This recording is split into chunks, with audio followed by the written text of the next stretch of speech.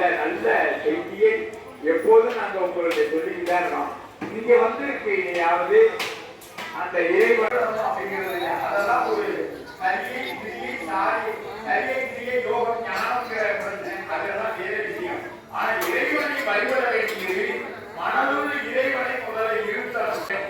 அந்த ட்ரெஸ்லாம் பண்ணி நம்ம இங்க வந்து நம்ம வேற கடமை செஞ்சு போறதுல எந்த விதமான பிரயோஜனம் எந்த அதிகாரங்களுக்கும் இல்லை. அந்த இறை சிந்தனை இங்கே ஞாபகப்படுத்துறது. அந்த வகையில நம்ம ஆலயத்துல மார்கழி 18 இன்னைக்கு 2 தேதி தான் ஆகுது. ஆனால் மார்கழி 18 அன்னைக்கு ஆருத்ரா தரிசன நடராஜர் சிவகாமி அபிஷேகமானது நடக்குது. சரியா? சில கோவில்களில் 3 மாதங்கள் 3 மாதம், அதாவது வருஷத்துல 3 தடவை நடக்கும். சில கோவில்களில் ஒரு நாள் மட்டும் நடக்காது. மார்கழி மாதம் அந்த ஆருத்ரா தரிசனம்னு சொல்லக்கூடிய அந்த தினத்தில் நடக்கக்கூடியது. சரிங்களா? அந்த அபிஷேகமானது நம்ம கோவிலில் வருஷத்துக்கு ஒரு தடவை தான் நடக்கும். மார்கழி மாதத்தில் திருவாதிரை நட்சத்திரத்தை அன்னைக்கு நடக்கும். அந்த நட்சத்திரம் மார்கழி 18ஆம் தேதி அன்னைக்கு வரக்கூடியதாக இருக்கு. அன்னைக்கு அபிஷேகம். மறுநாள் திருவாதிரை நட்சத்திரம் 4 மணியோட முடிஞ்சு போயிடுது மத்தியானம்.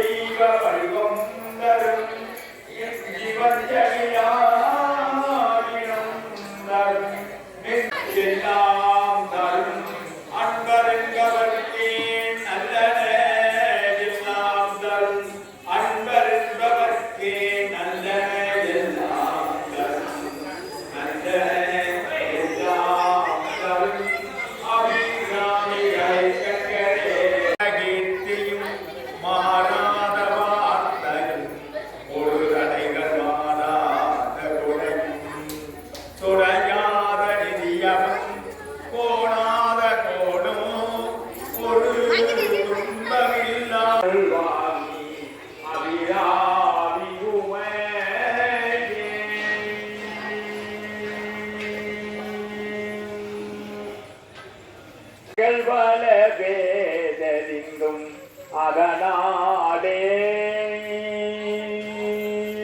கருவின் உருவாகி வந்து வயதளவிலே வளர்ந்து கலைகள் வளவே தெரிந்தும் அதனாலே